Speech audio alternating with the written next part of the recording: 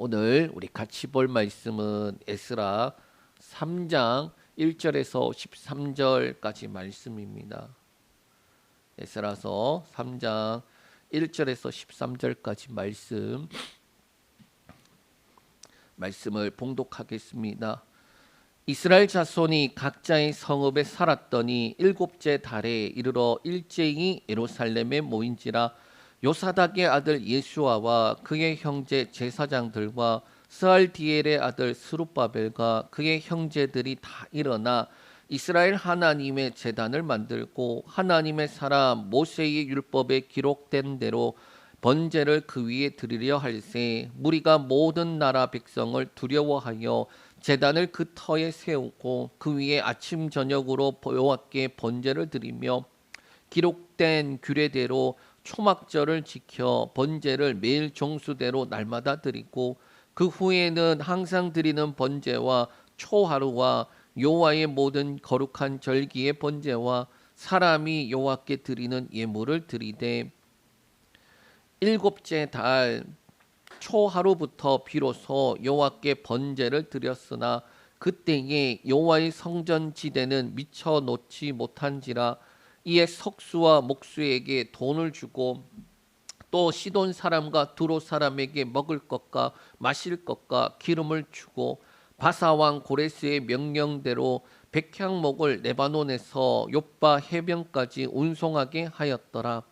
예루살렘에 있는 하나님의 성전에 이른지 2년 둘째 달에 스알디엘의 아들 스룹바벨과 요사닥의 아들 예슈아와 다른 형제 제사장들과 레이 사람들과 무릇 사로잡혔다가 예루살렘에 돌아온 자들이 공사를 시작하고 20세 이상의 레이 사람들을 세워 여호와의 성전 공사를 감독하게 하며 이에 예수아와 그의 아들들과 그의 형제들과 감미엘과 그의 아들들과 유다 자손 헤나닷 자손과 그의 형제 레이 사람들이 일제히 일어나 하나님의 성전 일꾼들을 감독하니라.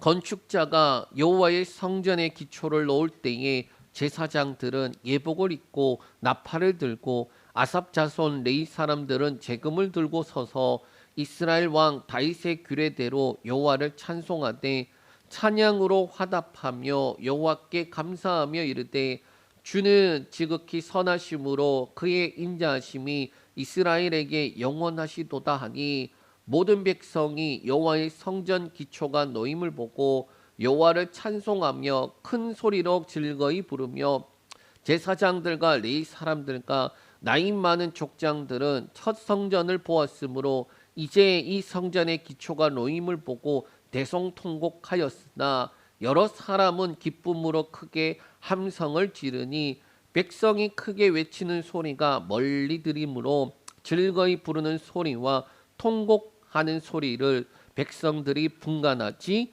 못하였더라. 아멘. 네. 한 주 잘 보내었습니까? 우리가 살아가면서 사람마다 이 소원이 있어요. 물론 우리나라의 옛날에 소원이 뭐냐 물으면 우리의 소원은 통일 이랬습니다. 그러나 시대가 벌써 지나고 나니까 그러한 말을 하기가 이제는 많이 지나버렸어요. 아이들에게 너의 소원은 뭐니? 그러면 아이 돌려 또는 건물주요. 뭐 그러한 이야기들 합니다. 너무나도 단편적이게도 한 결혼정보회사가 이렇게 설문조사를 했어요. 로또에 당첨되면 하고 싶은 것 5가지 이렇게 설문조사를 했는데 5위가 뭐냐? 퇴사라는 거예요. 사람들은 직장 다니고 이렇게 하는 것들이 힘드니까 큰 돈이 들어오면은 난 당장 퇴사하겠다 그렇게 하는 거예요. 4위는 뭐냐? 저축으로 미래를 대비하고 싶다라고 말합니다. 이게 퇴사랑 어떻게 보면 연결되는 것 같아요. 또 3위는 빚 청산하겠다라는 거예요. 기존에 가지고 있는 부채를 상환하는 것을 의미하는데 대학교를 졸업하자마자 몇 천만 원의 그 빚을 가지고 사회생활을 시작하기에 어떻게 보면은 내 집 마련 이런 꿈 택도 없죠. 그런데 어떻게 합니까? 그 빚을 로또가 당첨되면 청산하겠다. 2위는 뭐냐? 건물을 매입하겠다라는 거예요.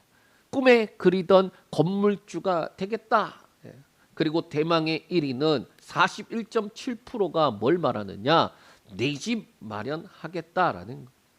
어떻게 보면 압도적으로 1위 그리고 2위 이 내 집 마련과 건물주가 되겠다. 예. 이것이 바로 사람들의 마음이에요. 자, 여기 설문조사가 결혼정보회사 듀오라는 건데 그러다 보니까 이어서 아주 재미난 설문조사를 했어요. 로또 1등 당첨 소식을 연인에게 알리겠느냐 이 질문에 61%의 남녀가 알리지 않겠다라는 거예요. 그러니까 결혼하지 않는 사람들 그 사람들에게 내가 당첨된 것을 연인에게 알리겠냐 물었는데 61%가 알리지 않겠다. 자, 그런데 또 반대로 속였는 것을 연인이 속인 것을 내가 알게 되었을 때에 어떻게 하겠느냐 34%가 나라도 숨겼을 것이기 때문에 모른 척 넘어간다 그런 이야기를 하더라고요. 포로로 잡혀간 유다 사람들에게 소원이 뭐냐고 물어본다면 바로 예루살렘의 회복과 성전 재건이에요. 그것이 성경 곳곳에 나타나 있는데 그중에 시편 137편에 이렇게 말하고 있습니다. 우리 시편 137편 1절 말씀 읽겠습니다. 우리가 바벨론의 여러 강가 거기에 앉아서 시온을 기억하며 울었도다.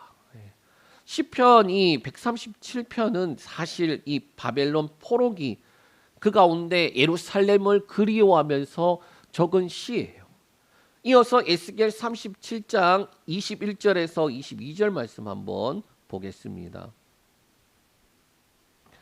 그들에게 이르기를 주 여호와께서 이같이 말씀하시기를 내가 이스라엘 자손을 잡아간 여러 나라에서 인도하며 그 사방에서 모아서 그 고국 땅으로 돌아가게 하고 그 땅 이스라엘 모든 산에서 그들이 한 나라를 이루어 한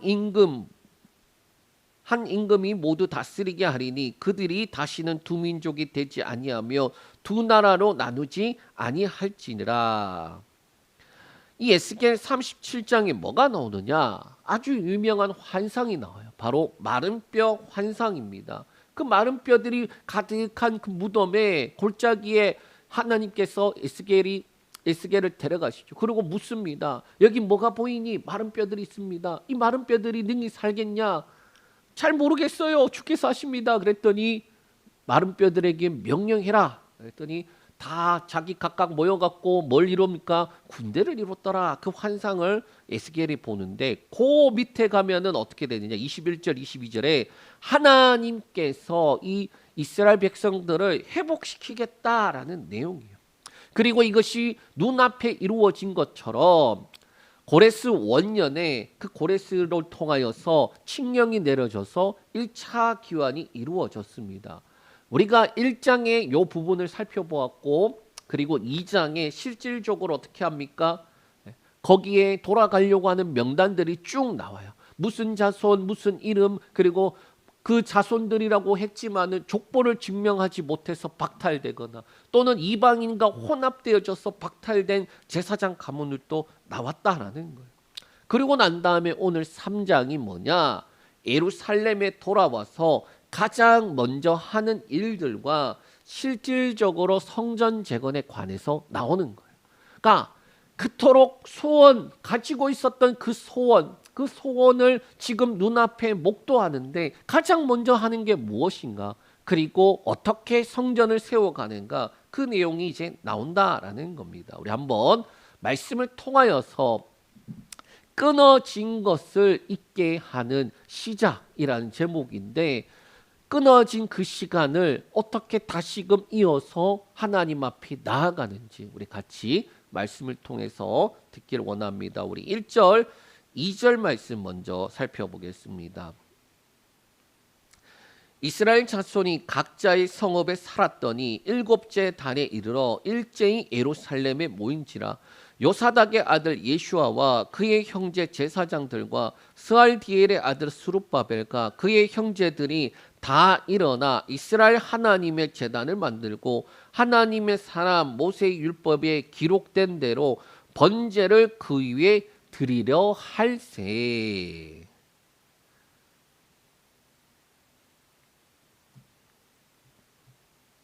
1절에 보면 이스라엘 자손이 각자의 성읍에 살았더니 라고 말씀하고 있어요. 그리고 일곱째 달에 이르러 모였다라는 거예요.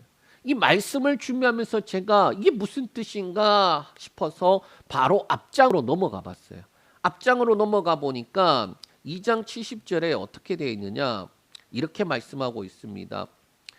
이에 제사장들과 레위 사람들과 백성 몇과 노래하는 자들과 문지기들과 느디딤 사람들이 각자의 성읍에 살았고 이스라엘 무리도 각자의 성읍에 살았더라.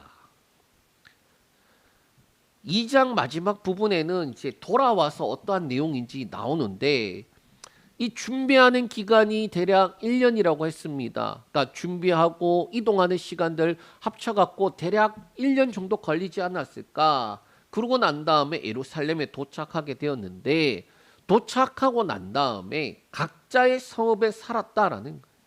이스라엘 무리들도 각자의 성읍으로 흩어졌다라는데, 그런데 이게 가능한 이유가 뭘까? 자손들의 명단과 족보가 있으니까 각자가 속한 그 지파, 하나님께서 각 사람들에게 주신 그 땅으로 먼저 흩어진 거예요. 도착해서 바로 흩어졌지만 언제 다시 모이게 되느냐? 일곱째 달에 다시 모이게 되더라라는 거예요. 여기서 보면 일제히라는 단어를 쓰는데, 이 단어는 그 원어적인 뜻이 이렇게 됩니다. 마치 한 사람처럼 나는 거예요. 모두 다 고향에 도착을 해서 자신들의 그 족보, 하나님께서 주신 땅에 갔어요. 그 땅이 어떻게 되겠습니까? 예. 집을 비워두면 어떻게 되나요? 요즘 우리나라도 문제가 뭡니까? 예. 외곽, 시골 외곽에 가면은 빈집들이 많다라는 거예요. 그 집을, 멀쩡한 집을 버려두게 되면 폐허가 돼요. 그러면 여기도 마찬가지겠죠. 70년이나 비어져 있었습니다. 그 사이에 이방 민족들이 들어와서 살았을 수도 있고요. 그 사이에 비천한 자리들이 들어와서 살았을 수도 있고요. 그 사이에 폐허가 돼버리는데, 그러나 하나님께서 주신 땅으로 그들이 흩어지는 거예요. 그러고 난 다음에 뭐 하느냐? 일곱째 달에 모인다라는 거예요. 그럼 왜 일곱째 달에 모이느냐? 레위기 13장에 가면 이 절기들에 대한 내용들이 나옵니다. 절기들 내용들 중에 특별히 일곱째 달에 지키는 그 절기가 있는데, 그 절기가 어떻게 되느냐? 일곱째 달 첫날에 나팔절이고, 나팔을 불어서 기쁨으로 그렇게 하나님 앞에 나아가고, 일곱째 달 10일에는 속죄일이 있어요. 우리가 알고 있는 그 속죄일. 이스라엘의 모든 죄를 1년에 한 번씩 속죄일을 통하여서 어떻게 합니까? 대제사장이 그 피를 들고 지성소로 들어가서 하나님 앞에 드리고, 그리고 나와서 선포하고, 아사셀 양에게 안수하여서 그를 보내버림으로 죄가 사하여졌다라고 공식적으로 선포하는 날이에요.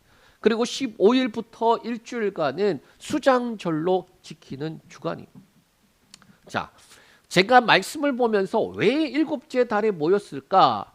두 가지 예상이 되는 거예요. 첫 번째는 이스라엘 백성들이 도착하고 보니까 6월절은 지났고 이제 돌아오는 명절이 바로 이 7월에 있는 이 명절이는 거예요.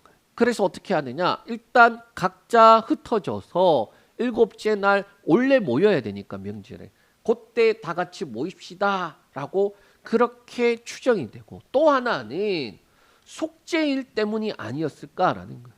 여러분, 이 속죄일이 어떤 절기이냐? 레위기 23장 27절에서 29절에 이렇게 말씀하고 있습니다.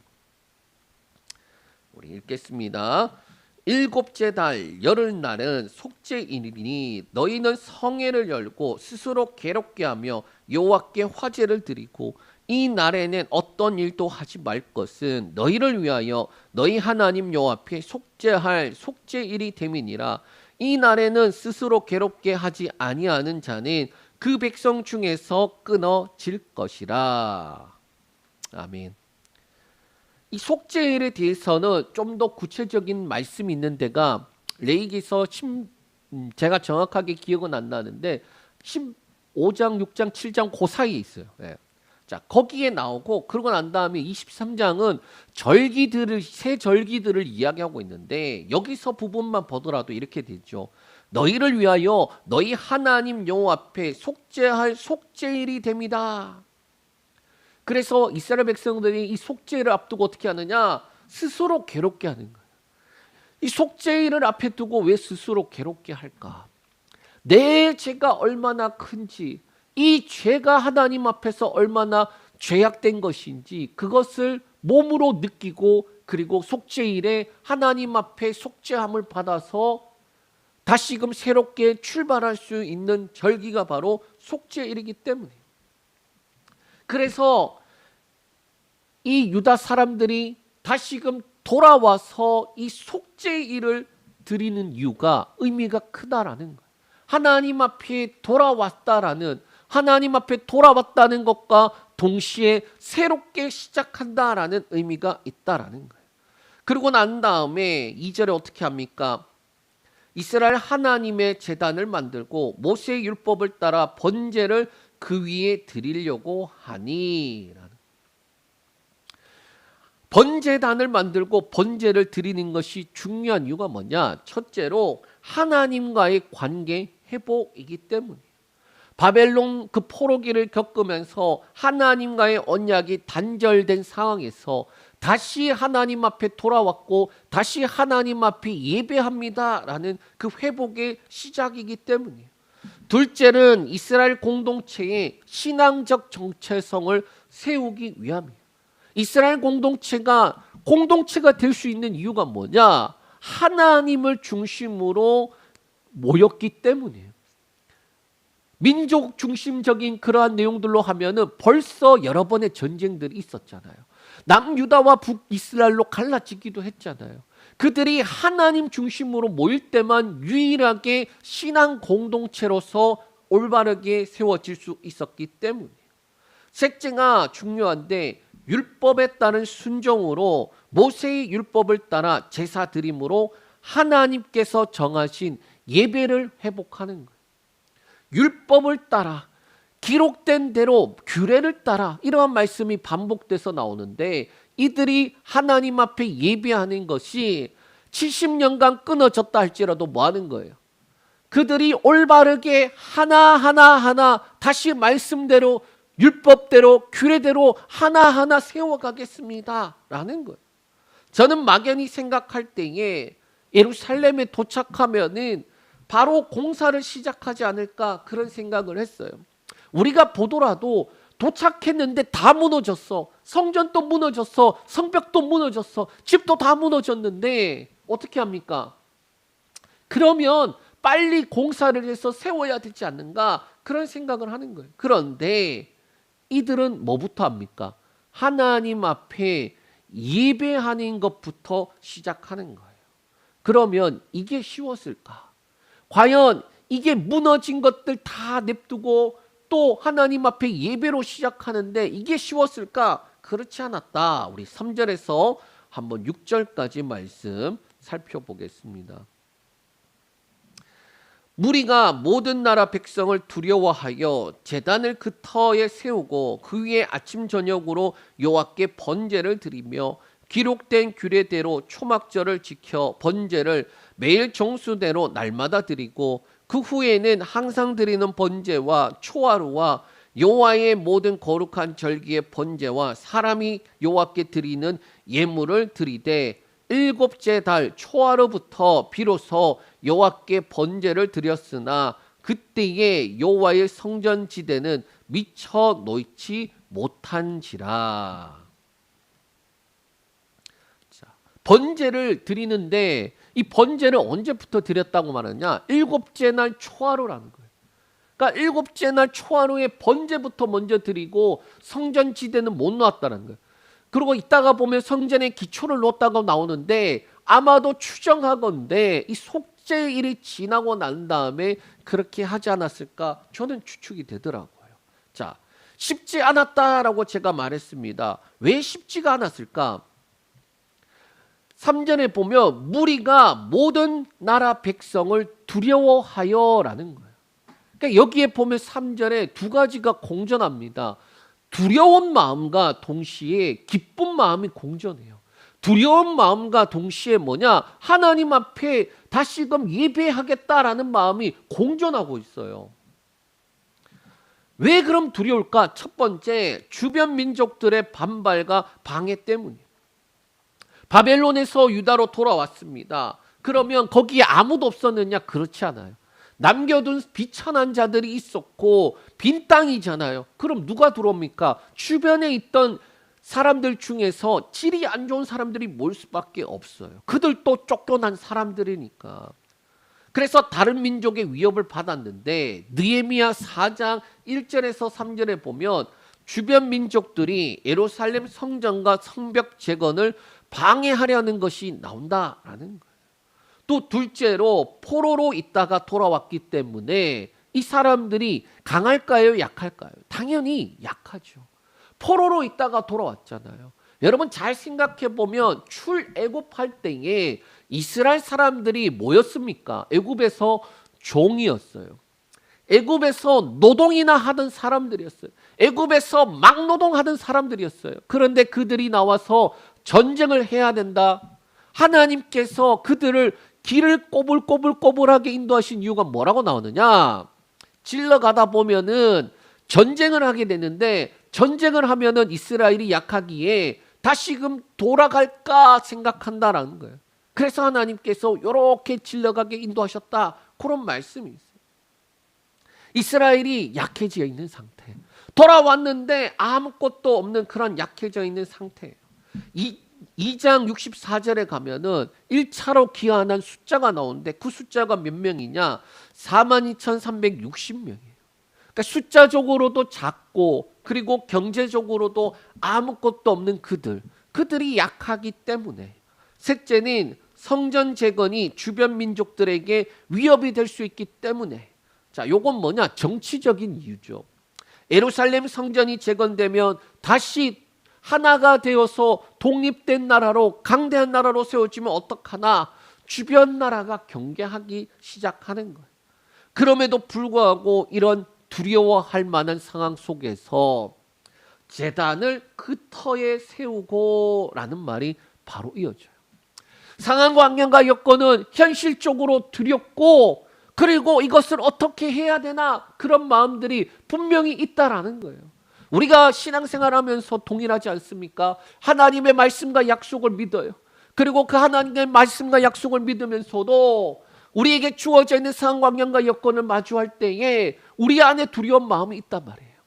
이것이 가능할까 걱정되는 마음이 있단 말이에요. 그런데 우리가 그 믿음을 가지고 한 걸음 더 내디딜 수 있는 게 뭐냐? 그 상황, 환경과 여건보다 뭐가 크게 보이기 때문이에요. 하나님이 더 크게 보이기 때문에. 그게 믿음이라고 말씀하고 있는 거예요. 이들은 상황, 환경과 여건은 두렵다. 그거 현실이다라고 말하고 있어요. 그러나 우리의 믿음은 뭐 하겠다는 거예요? 그 터 위에 다시금 제단을 세우겠습니다. 그 터 위에 하나님 다시금 일어나겠습니다. 하나님 그 터 위에 다시금 하나님 앞에 돌아왔기에 예배합니다. 라고 고백하는 거예요. 예루살렘에서 첫 번째가 하나님과의 관계 회복을 위해서 이 번제부터 시작하겠습니다. 라고 하는 겁니다. 그래서 이어지는 내용이 뭐냐? 아침 저녁으로 번제, 초막절을 지켜 번제, 항상 드리는 번제, 초하루와 거룩한 절기의 번제, 사람이 여호와께 드리는 기쁜 예물을 드리는 그 제사. 그렇게 말하는 거예요. 이 제단이 세워졌습니다. 라는 거예요. 이것이 중요하기 때문에 6절에 이렇게 말씀하고 있습니다. 비로소 여호와께 번제를 드렸으나 그때에 여호와의 성전 지대는 미쳐놓지 못한지라 라고 말하는 거예요. 그러니까 다른 어떠한 것, 성전을 세우는 것, 성전 재건하는 것 정말 중요해. 그런데 뭐가 중요하다는 거예요? 하나님 앞에 우리가 예배 드리는 것, 하나님께 우리가 돌아왔습니다. 우리가 돌아왔습니다. 그 하나님 앞에 예배하는 것. 돌아왔기 때문에 깨어진 관계, 끊어진 관계들을 다시금 일으켜 세우기 위하여 예배부터 시작한다라는 거예요. 여러분, 우리가 살다 보면은 시험 받으면 안 돼요. 그런데 시험 당할 때 있잖아요. 예배 드리는 것도 힘들고 기도하는 것도 힘들고 찬양과 그리고 말씀 보는 것도 힘들 때가 있어요. 그런데 그러할 때에 가장 뭘 해라고 말하느냐? 하나님 앞에 예배해라. 하나님 앞에 나아오라. 하나님 앞에 나오라라고 말하고 있다라는 거예요. 그러면 이렇게 예배가 회복되면 바로 성전이 재건이 되는가? 그게 아니더라. 7절에 한번 보겠습니다. 7절. 이에 속수와 목수에게 돈을 주고 또 시돈 사람과 두로 사람에게 먹을 것과 마실 것과 기름을 주고 바사 왕 고레스의 명령대로 백향목을 레바논에서 욥바 해변까지 운송하게 하였더라. 이 성전을 짓기 전에 뭐 하느냐? 준비를 먼저 하더라. 이 장면은 특별히 옛날 첫 번째 성전이 세워질 때의 모습을 동일하게 따라가고 있어요. 그러니까 첫 번째 성전이 세워질 때 그 길을 지금 새롭게 시작하면서도 동일하게 그 길을 따라가고 있다라는 거예요. 역대상 22장 2절에서 4절 말씀 읽겠습니다.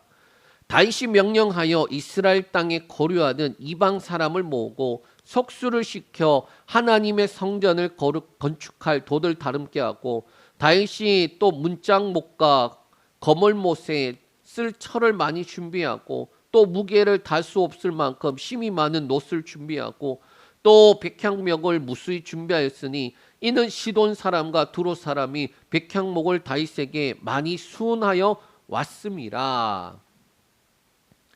다윗이 어떻게 합니까? 성전을 지을 수 없기에 자신의 아들 때 지을 것을 알고 어떻게 합니까? 준비합니다. 그리고 솔로몬 때에 어떻게 되느냐? 역대하 2장에 보면 성전에 필요한 것들을 준비하고 난 다음에 그 과정 속에서 비용 지불하는 것에 나오는데 7절과 동일하게 먹을 것과 마실 것과 그리고 기름을 주는 장면으로 그렇게 지불하는 장면이 나온다는 거예요. 이 첫 번째 성전 재건, 성전 건축할 때랑 이 두 번째 성전을 재건할 때랑 동일하게 하는데 어떻게 하느냐? 그 자리에서 그 옛날 방법으로 동일하게 재건하더라라는 거예요. 왜 이렇게 하는 것입니까? 이어가기 위한 거예요. 무너진 것을 다시금 세우는데 그 옛날 하나님과의 언약을 이어가기 위한 것이다라는 거예요. 그리고 난 다음에 이어서 8절에서 9절에 구체적으로 나옵니다. 우리 8절 9절 말씀 읽겠습니다. 예루살렘에 있는 하나님의 성전에 이른 지 2년 둘째 달에 스알디엘의 아들 스룹바벨과 요사닥의 아들 예슈아와 다른 형제 제사장들과 레위 사람들과 무릇 사로잡혔다가 예루살렘에 돌아온 자들이 공사를 시작하고 20세 이상의 레위 사람들을 세워 여호와의 성전 공사를 감독하게 하며 이에 예슈아와 그의 아들들과 그의 형제들과 감미엘과 그의 아들들과 유다 자손과 헤나닷 자손과 그의 형제 레위 사람들이 일제히 일어나 하나님의 성전 일꾼들을 감독하니라. 자, 여기서 보면은 8절에 뭐가 나오느냐? 2년 둘째 달에 라고 되어 있어요. 2년 둘째 달에. 이 장면을 제가 준비하면서 이게 2년이나 준비하는데 시간이 걸렸다는 것인가 아니면 뭔가라고 이렇게 생각을 하게 됐어요. 자, 그런데 말씀을 이렇게 자세히 보니까 기환을 했어요. 그리고 몇 월에 도착한지 모르지만 적어도 7월 전에 도착했다는 거예요. 도착해서 좀 흩어졌다가 7월에 모였다가 뭐합니까? 하나님 앞에 번제를 시작하고 성전 지대를 놓는데 그러고 난 다음에 뭘 하느냐? 준비를 하고 난 다음에 뭘 하느냐?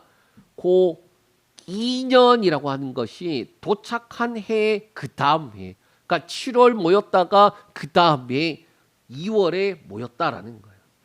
자, 성전 재건을 위한 재료를 준비하고 둘째 달이라는 건 첫 번째 성전을 건축할 때에도 이 둘째 달에 건축했단 말이에요.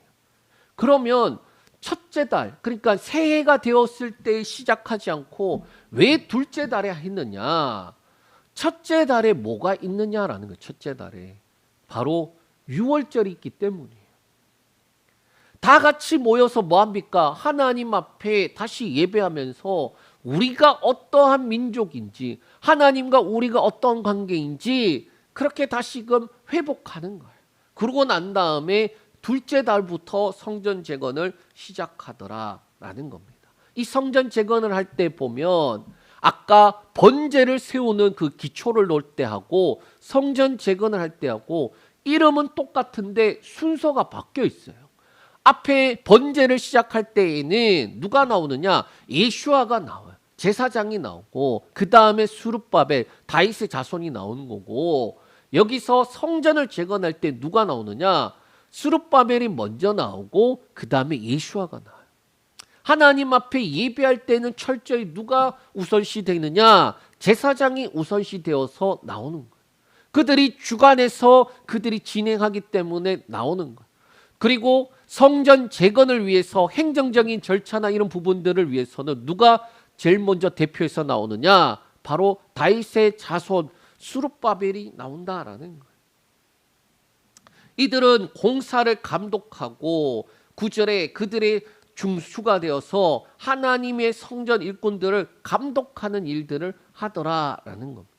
감독하다라는 단어 원어로 나차은데 지도하다, 감독하다, 책임지다라는 거예요. 그러니까 원래 이 단어는 감독하다라고 하니까 우리가 뒷짐지고 그렇게 지켜보거나 그런 게 아니라 책임자들인 거예요. 하나님의 말씀대로 올바르게 만들어져 가는지 책임지는 자들인 거예요. 주로 예배에 관련된 직무나 공적 사역에 사용되는 단어였기 때문에 단순하게 건축이게 지켜보고 너 똑바로 하네 이게 아니는 거예요.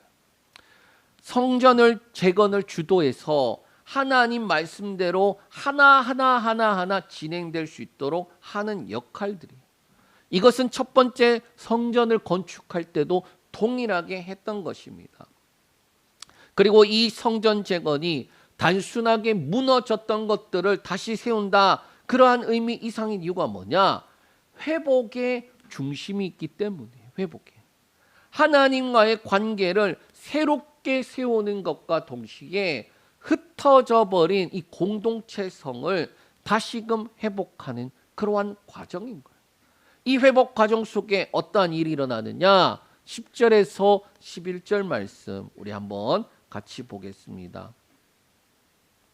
건축자가 여호와의 성전에 기초를 놓을 때에 제사장들은 예복을 입고 나팔을 들고 아삽 자손 레위 사람들은 재금을 들고 서서 이스라엘 왕 다윗의 규례대로 여호와를 찬송하되 찬양으로 화답하며 여호와께 감사하며 이르되 주는 지극히 선하심으로 그의 인자하심이 이스라엘에게 영원하시도다 하니 모든 백성이 여호와의 성전 기초가 놓임을 보고 여호와를 찬송하며 큰 소리로 즐거이 부르며. 자, 10절에 뭐라고 되어 있느냐? 건축자가 여호와의 성전의 기초를 놓을 때 그렇게 시작을 하고 있어요. 이 기초를 놓다라는 단어는 단순한 건축의 개념이 아니에요. 그러니까 밑에 기초를 놓았다, 건축했다라는 개념보다도 시각적으로 회복이 되었다라는 것을 나타내는 거예요. 그러니까 우리가 예를 들어서 이런 것이죠. 끊어진 관계가 회복이 되었다라는 것을 어떻게 알 수 있느냐? 서로 만나서 뭐합니까? 네? 미안해. 괜찮아. 그러고 뭐 하나요? 안으면서 서로 울어요. 그러면 뭘 알고 있습니까? 아, 이게 회복된 거구나.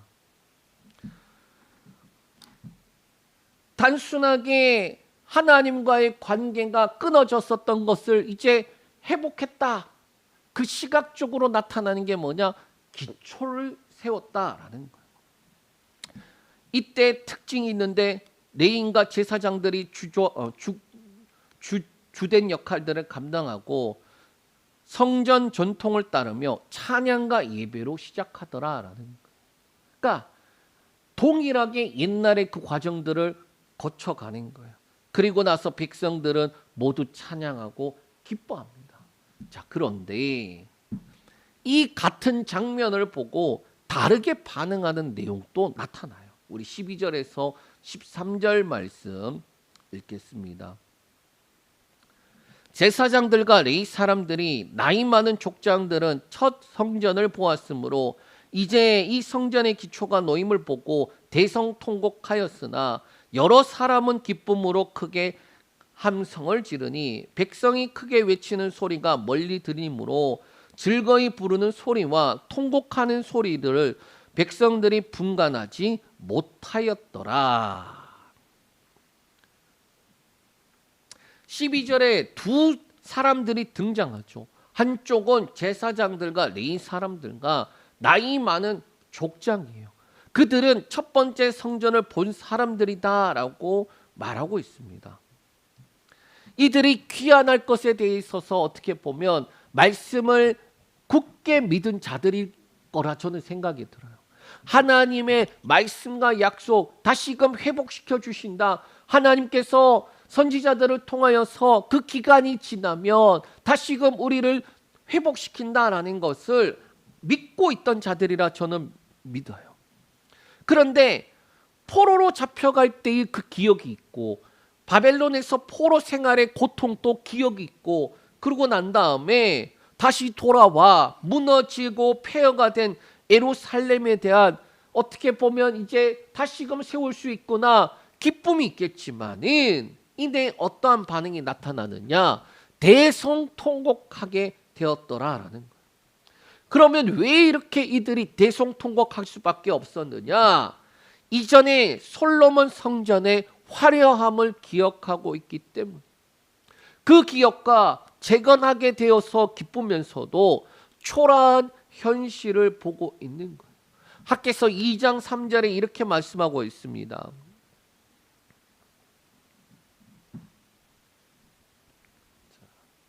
제가 제대로 첨부를 못했는데 너희 가운데 남아있는 자 중에서 이 성전의 이전 영광을 본 자가 누구냐? 이제 이것이 너희에게 어떻게 보이느냐? 이것이 너희 눈에 보잘것없지 아니하냐라는 거예요. 지금 이전의 영광들을 본 자들이 보기에 보잘것없이 보일 것이다라는 거예요. 교회 안에서도 이런 말들을 자주 경험하게 됩니다. 이전의 윗세대들의 이 부흥기 시절의 영광이에요. 제가 전도사로서 유초등부를 맡게 되었을 때 일입니다. 그러니까 제가 맡았던 그 아이들이 유초등부 아이들이 30-40명 정도가 되었어요. 그런데 윗세대 어른들이 볼 땐 어떠하느냐? 본인들이 학생일 때 또는 본인들이 20대일 때에 그때는 애들이 얼마나 많았는지 여기에 가득 찼었다라는 거예요. 그 공간에 절반도 안 차는데 우리는 예전의 세대들은 어떻게 했느냐? 똑같은 공간이지만 거기에 가득 찼었다라는 거예요. 근데 저 입장에서는 어떠하느냐? 제가 맡고 난 다음부터 숫자가 조금 늘 때였어요. 그러니까 제가 맡기 전보다 숫자가 조금 늘었는데 물론 그렇게 티는 안 났겠지만은 조금 늘었는데 이분들은 왜 그렇게 이야기하나? 제 기억에 그랬던 기억이 있어요. 성전의 기초를 재건할 때에 이전의 영광을 본 이들은 대성통곡하는 거예요. 뭐가 겹치는 겁니까? 옛 영광과 현재의 새로운 시작이 겹치는 거예요. 그러니 대성통곡합니다. 그런데 이전의 성전을 보지 못한 다음 세대는 어떠합니까? 새로 시작한다는 것에 기뻐하고 크게 함성을 지르는 거예요. 그리고 이 두 소리가 섞여져서 13절에 즐거이 부르는 소리와 통곡하는 소리를 백성들이 분간하지 못하였더라라고 기록하고 있어요. 마치 통곡과 기쁨이 같이 공존하지만 과거와 현재가 연결이 될 때에 백성들은 분간하지 못하더라라는 거예요. 그들은 오직 다시 하나님 앞에 예배 드리는구나 그것만 있다라는 거예요. 그런데 지도자들은 이 두 가지가 다 보인다. 말씀을 정리합니다. 그토록 고대하던 고향에 기환을 했어요. 그런데 현실이 너무나도 처참합니다. 어떻게 이럴 수 있을까? 그럼에도 불구하고 하나님 앞에 엎드려요.